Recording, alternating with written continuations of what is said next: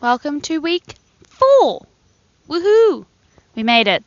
It has been a very challenging week, but still a fun week. We're southern New South Wales. We went to Eden for a couple of days, which was beautiful, but the weather has been really bad. Just really cloudy, raining for the last 10 days. So Eden would be more lovely in the beautiful weather, but we made the most of it. Melina gave us some great recommendations, so she advised us to go to a place called Blue Pool and go snorkeling. Blue Pool is in Bermagui, and it's like an ocean bath where in high tide the waves bring in all the little creatures, the coral, all that kind of stuff. So you can go snorkeling in there and you can see, we saw a big fish in there. So we only went snorkeling for it was not very long. We woke up at 6 o'clock in the morning. We packed up and went there, and we got there by like 6:30-ish, and we knew high tide was coming at 7:20, so we didn't have long. So we got in the water. It was freezing. We saw the massive waves coming over. So we went in. Took Zach a while to hype himself up to get in. We got in. We saw amazing fish. We saw a big fish. We saw some little ones, and then we were just getting dunked by the waves. So we decided to just go back in. We then went back to the car, drove it to above a boat ramp, so it was this beautiful lookout. We made hot drinks, got into nice cozy warm clothes, and just spent the morning watching the sun come up and everyone waking up. It was amazing. It was definitely a beautiful spot. At Blue Pool you can see seals, and we saw dolphins. We didn't see them on the morning we went, but we did see them a couple days before. I think it was like 2 days before, because we went and sat there for a bit. If you ever have the chance, go to the Blue Pool at Bermagui. It's absolutely amazing. After Bermagui, we went to Tilba. We stopped in at Tilba for the morning, and then Melina recommended us to check out the Tilba Dairy. So we went into Tilba, which is a really cool old kind of town, very tiny. But we checked out the dairy there. There's a really cool leather shop there, like a saddle makers and leather shop, which was selling some pretty cool hats and boots, and definitely recommend a stop there. But if you do have a long vehicle, like a caravan, you got to park out the front. You can't go down the street because there's no turnaround spot except for at the dairy, which is very tight. And we had a bit of a chuckle sitting there watching people with their big old Rams and 22-foot caravans trying to turn around at this tiny little U-turn spot. It's a bit hectic. I think there was a sign, but it was like already halfway down the street, so by the time you get halfway down it's kind of too late anyway. After we left Bermagui, we went to Narooma. Nice place. We saw lots of fish. We saw seals, we saw really big stingrays. It was really cool. There's like a little wharf there where the fishing charter boats come back in, and when they were filling up all these people's fish, he was chucking all the waste over the side, and all the birds were there, and then the seal was chasing the birds away trying to eat the offcuts of the fish. So that was really cool to see. We did do a bit of fishing there, but had no luck, unfortunately. Lots of snags, and we had a bit of trouble with the tide. The tide was very strong there, so trying to fish, you throw out to the right, and by the time you've got a bit of a good action going on your lures all the way to the left. But it's okay because it's a lovely spot. We stayed at the Bodalla State Forest, which is a really, really great spot. You can really see the local councils trying to encourage people to stay there. There was like toilets, there was drinking water there. We did leave after one night because we were thought about moving on, but we did do a bit of four-wheel driving in the Bodalla State Forest, which was really nice. And there was really nice places, but there was a lot of rain coming in, so we didn't want to try and stay anywhere too isolated. Some really cool four-wheel drive tracks. Nothing super challenging, which is we're very grateful for, because our car's not like you can go four-wheel driving, but it's not really set up for it. It's more set up for touring and stuff. So we stayed at Bodalla for 3 nights. Obviously the first night we stayed there, then we left the next day thinking we would go somewhere else, but we loved it. So then we went back to Bodalla, and it was just raining the next day. So we try not to pack up after the rain because everything is wet and you're packing it up wet. After Bodalla we went to Bateman's Bay. We checked out the town. We then looked on new tracks and found some four-wheel drive tracks to see where we could stay for the night. Everything is just so wet and boggy and muddy, so some of the tracks had been really washed out. So we stopped in a state forest just for the night. We also stopped in at Bateman's Bay Bunnings because our shower, I zip-tied the water lines on the pump, and that wasn't enough. They started leaking, so I went into Bunnings and got some hose clamps. After we stayed in the state forest for that night, we went to a beach called Bawley Point. It was further up north. We weren't sure if we were going to see the sun, but the sun did come out for about 6 hours. So that was really nice. We undid the rooftop tent because we've had so much condensation in there that our bed sheets were wet, and so we just put everything out in the sun to dry. We put out our towels, everything, to just try and get the dampness off it. It's only a very small beach, but we did walk along the beach. We went in the water, which was beautiful, and we saw a scuba diver in the water. So he came out of the water and we asked him what it was like in there, and he said it was beautiful. The current was really strong, the waves were really big, and it was rough. So we decided to grab our stuff and go in for a spearfish. My mask is from Hollis Mask, and it just fogged up way too much. I've tried everything. I've done the anti-fog, I've done everything I need to do, but it was fogging up so bad I couldn't see my own feet. So sadly I had to go back in. I'm hoping Zach can try and burn off the plastic coating so I can just swim and see stuff. But I went in, I took Winnie for a nice walk, and we watched Zach near the edge swim. So we just watched him by the shoreline. I looked in the little rock pools and saw heaps of little creatures. I've been told by some people that when you buy a spearfishing mask, you can get like toothpaste and put it on your finger and like scratch that plastic coating off. We did both do that on ours. I kind of used my mask as an experiment, and I got the barbecue lighter out because I've been told by other people to burn the coating off, and I burned it off in the middle bit. I didn't quite go to the edges because I didn't want to melt the plastic that was on the mask. But you can kind of see it. It goes like black and then it goes clear once the coating burns off. And when I went out at Bawley Point, I didn't fog up in the middle where I burnt the coating off, but on the edges it was a little bit foggy. So I'm going to try that with Tasha's mask and see how that goes. But I'm glad I used mine as like a guinea pig. Bawley Point, really nice.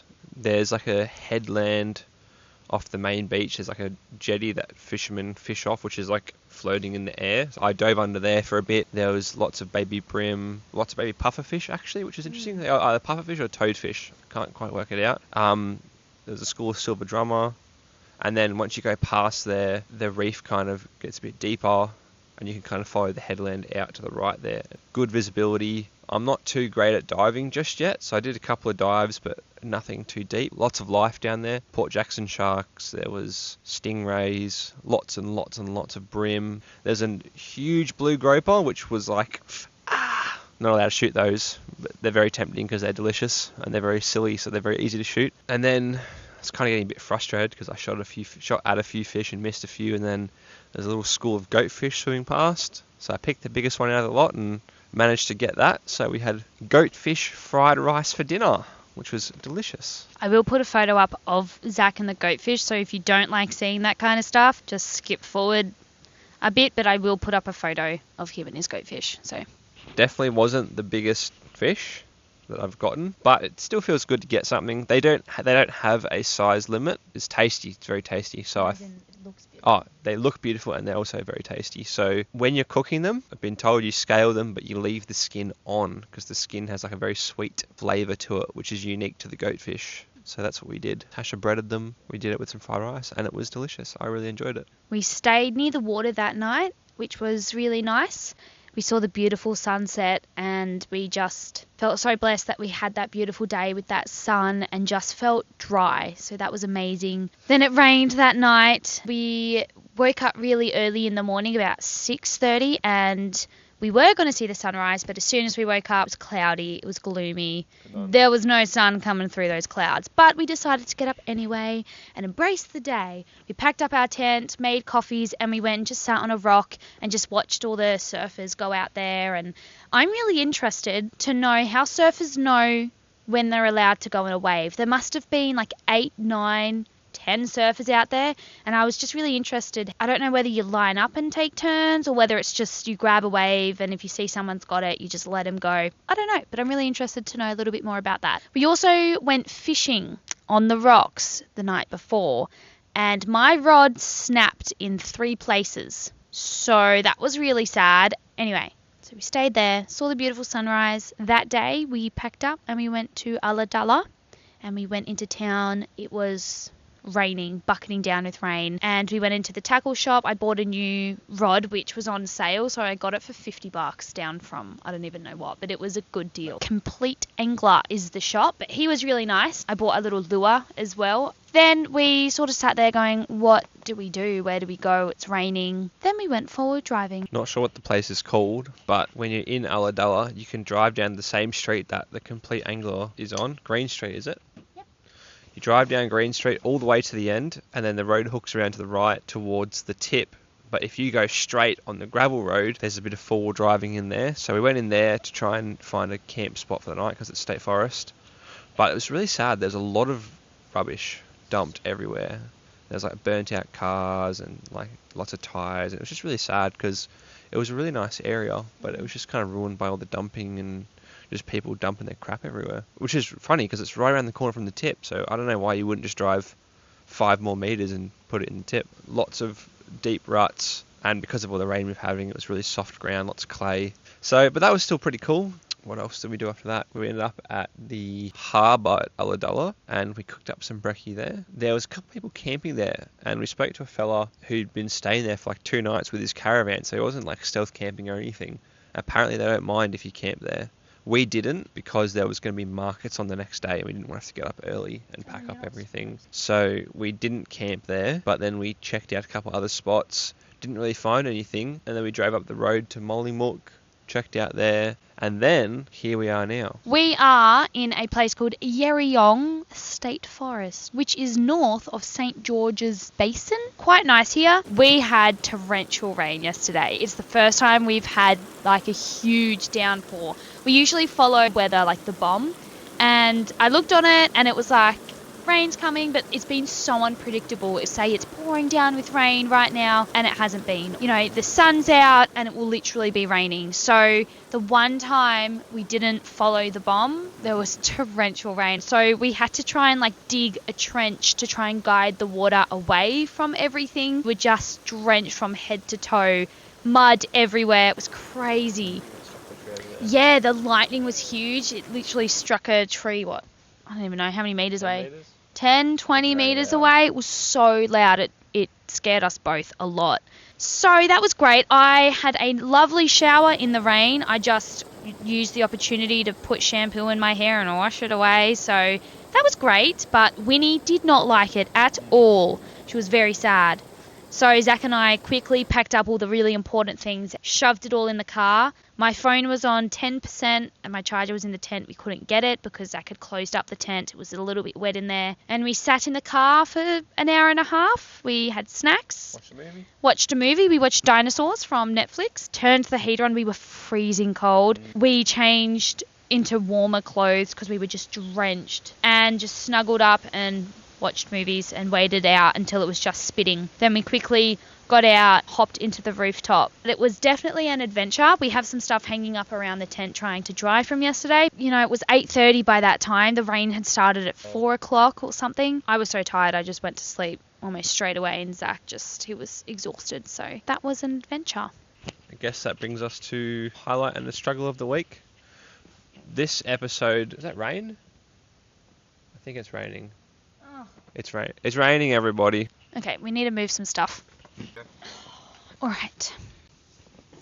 Highlight and a struggle. Highlight, it's going to be a bit broad, but that whole day at Wally Point was definitely a highlight. The sun came out, getting back in the water again, spearing a fish was really just a bit of a morale booster, I think, because we've been to all these beautiful places, and every time I'd be walking, I'd be like, that's a mad spot right there for spearfishing, or that's a cool reef, and I just can't go out. The conditions just have not been good at all. So that was a huge, huge highlight. Maybe even not highlight of the trip, but pretty high up there for me. Struggle has definitely been the weather. Rain, wind, bad weather kind of brings the mood down a bit. Yeah, that's me. A highlight for this week would be the Blue Pool sunrise and swim, even though it was freezing. And the sunrise that we saw, the cloudy morning we saw with all the surfers. That was beautiful. I'm not a morning person, but I really like watching sunrises. I don't know why. And a struggle would be the rain. Especially yesterday with the torrential rain. We weren't too worried when it started. We just went with it. But I do miss the sun a lot. It's not even sunny for like an hour during the day. It's just all cloudy. So definitely a struggle. I wanted to do a quick little side update on all the animals we've seen so far. I like to record all the Australian animals. So we've seen the seals, We've seen dolphins, big stingrays. We saw a possum that wandered into our campsite here. Yesterday, we saw 2 goannas on our walk before the torrential rain. And we also had a goanna wander into our campsite, which Winnie actually picked up on first, and she started growling. We're like, what's going on? And he was wandering into the campsite. She did not like it. Yeah, I haven't heard her bark like that. She loves lizards, but she did not love that giant lizard. We've seen massive bull ants, like 3 centimetre long bull ants. We also have seen some more wallabies and some kangaroos. And we have also seen some fish, like the goatfish. So love seeing all the Aussie animals. It's great. Oh, we've also seen a massive huntsman that was crawling up Zach's leg. Anyway, that's our week. It's kind of been like a week and a half because it's been hard to record with the rainy weather. It doesn't make for good audio, so there's a bit of a longer video today, but we're kind of caught up now, so yapping and lapping signing off.